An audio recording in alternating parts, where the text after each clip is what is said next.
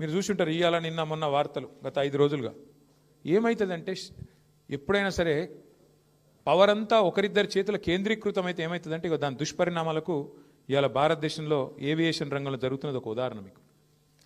గత 5 రోజులుగా మొత్తం ఎయిర్పోర్ట్లన్నీ రైల్వే స్టేషన్లు బస్ స్టాండ్ల కంటే అధ్వానం అయిపోయినాయి.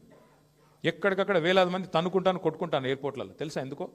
ఇండిగో వాడు మొత్తం బంద్ పెట్టిండు. ఎందుకు బంద్ పెట్టిండు? ఇది గమ్మత్తైన ఉదాహరణ, మీరు చెప్తే అర్థం చేసుకుంటే మీకు అర్థమవుతుంది నేనేం చెప్తున్నాను. సంవత్సరం కిందట సివిల్ ఏవియేషన్ మినిస్ట్రీ కొన్ని రూల్స్ పాస్ చేసింది. ఏమని? శ్రమ దోపిడీ చేయొద్దు, వారానికి ఒక పైలట్ అంటే ఆయన గింతనే నడపాలి, ఇంతకంటే ఎక్కువ నడపద్దు అని చెప్పి సంవత్సరం కింద రూల్స్ పాస్ చేసిండ్రు. సంవత్సరం కిందటనే వాళ్ళు కొన్ని డైరెక్షన్స్ ఇచ్చిండ్రు. DGCA, director general of civil aviation. IndiGo, air India రెండే ఉన్నాయి భారతదేశంలో, ఇంకోటి లేడు. ఇప్పుడు ఏమైందంటే ఇది లిటరల్గా 2 వ్యక్తుల చేతులు మొత్తం భారతదేశంలోని విమానయానం మొత్తం 2 సంస్థల చేతులు ఆధీనం అయిపోయింది. ఏమైంది ఇవాళ? దానివల్ల సంవత్సరం కింద కేంద్ర ప్రభుత్వం చెప్పినా శ్రమ దోపిడీకి అలవాటు పడ్డోడు దాన్ని మార్చుకోక పని చేయలే, ప్రత్యామ్నాయం ఏర్పాటు చేసుకోలే. దాంతో ఏమైంది? నిన్న ఒక్క రోజు 1000 విమానాలు క్యాన్సిల్ అయినాయి. 1000, 1 కాదు 2 కాదు. మరి ఏమవుతుంది? ఎయిర్పోర్ట్ బస్ స్టాండ్ అయిపోయింది. వాస్తవం ఇది. ఏం జరుగుతుంది? కొంతమంది వ్యక్తుల చేతుల్లోనే మొత్తం శక్తి కేంద్రీకృతమైతే ఇక దానికి ఒక గొప్ప ఉదాహరణ, దుష్పరిణామానికి గొప్ప ఉదాహరణ ఇక నిన్న మొన్న విమానయాన రంగంలో జరుగుతున్న వ్యవహారం. ఒక ఇండిగో, ఒక ఎయిర్ ఇండియా రెండే మిగిలినాయి ఇప్పుడు భారతదేశంలో. ఒకటి టాటా, ఇంకోటి ఇండిగో.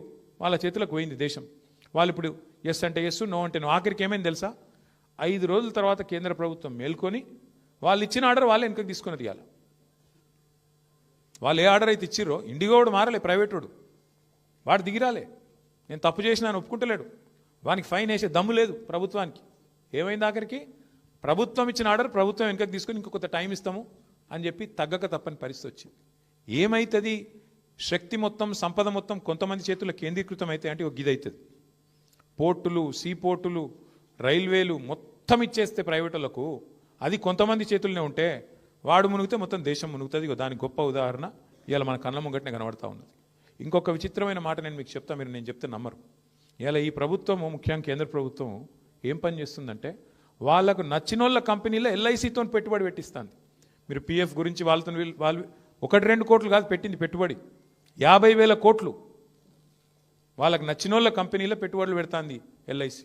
ఇది జరుగుతుంది ఇలా దేశం.